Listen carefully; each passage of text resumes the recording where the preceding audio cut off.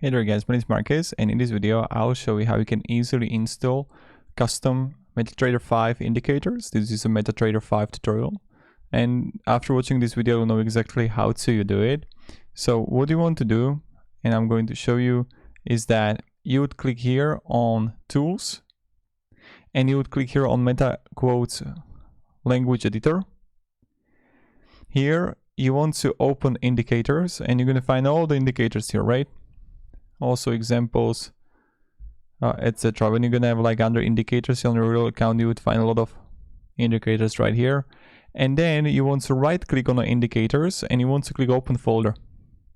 Then you would find all your indicators here, and here you just want to paste it. You can find in examples, and you can have all the X files here.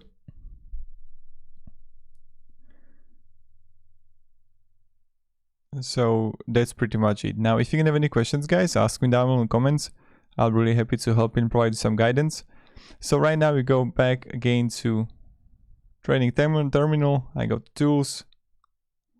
I go to MetaQuotes Language Editor.